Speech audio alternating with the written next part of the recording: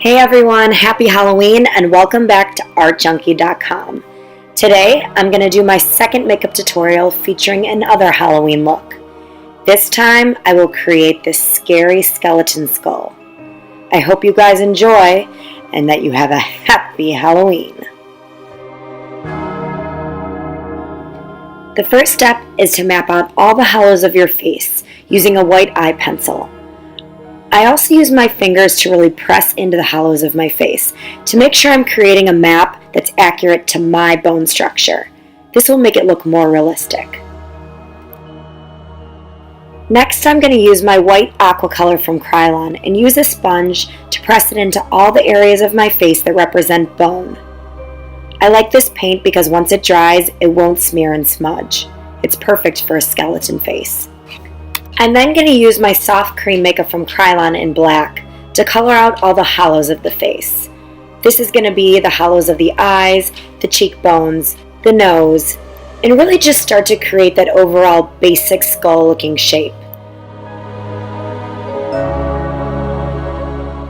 Once I really map out the basic components of a skull, I'll be able to build from there and add more details to make it look more and more realistic.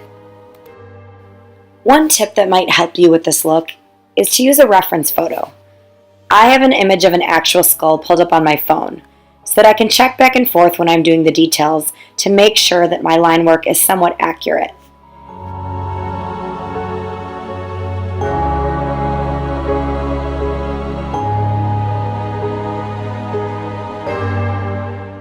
Now that I've completed the basics on the nose, I'm moving on to the cheekbones and hollows of the cheek.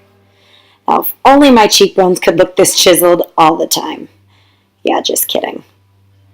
I'm really just painting out more details and carving out those hollows of the face.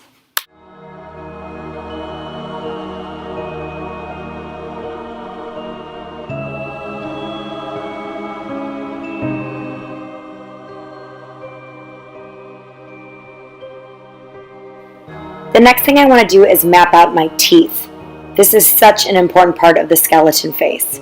I'm going back in with the white aqua color paint, and I actually use a lipstick brush, which was great for the shape of the teeth.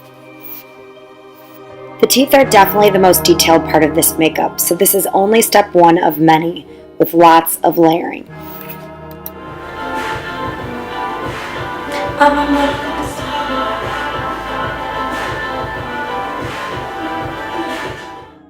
Layer number one is using black eyeshadow and a hard angle brush to carve out the lines in between each tooth. These are really just vertical lines between every single tooth. I'm using that black eyeshadow again to really just create more details and more layers. Here I'm using it at the base of each tooth, basically where the opening of the mouth would be. And now I'm using an even finer eyeliner brush to create a triangle shape at the top and bottom of each tooth. This just really gives it that realistic tooth-looking shape.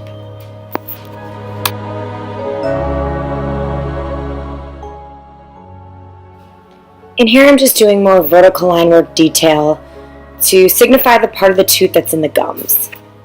In here I'm blending with the blending brush to create a shadowy effect.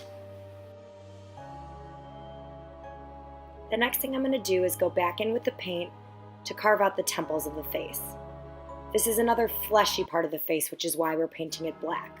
All the fleshy, more inward parts are black, and all the bone and more protruding parts are white.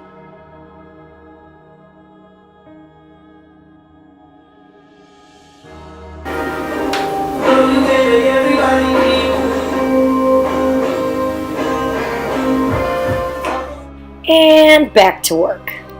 This next part is really important in creating the realism in this skull look.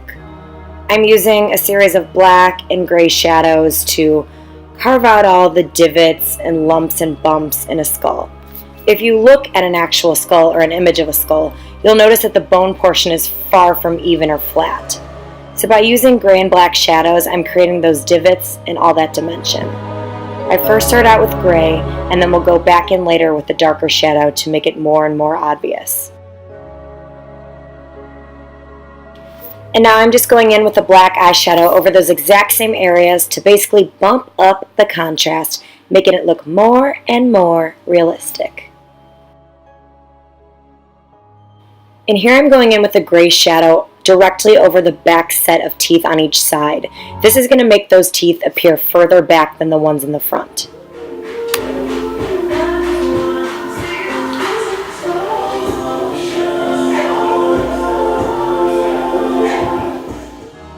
And we're back. And here I'm just going back in with more white paint to highlight the bone areas again that need to stick out even more, and to really just sharpen up any edges that need it.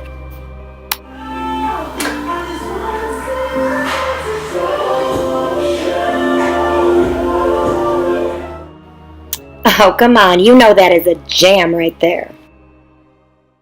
So now I really want to extend the base of the tooth. I'm using that same lipstick brush from earlier, with any excess makeup that's left on it, and dragging it downward at the base of the tooth on the bottom and upward at the base of the tooth on the top. And finally, I'll use a really tiny eyeliner brush dipped in black paint to carve out all the dark and detailed areas around the teeth, all the divots of the face, and around the eyes. And here you have the final product. A spooky, creepy skeleton skull. Thank you for stopping by artjunki.com, and don't forget to hit subscribe on my YouTube page. I hope you all have a very happy Halloween. artjunki.com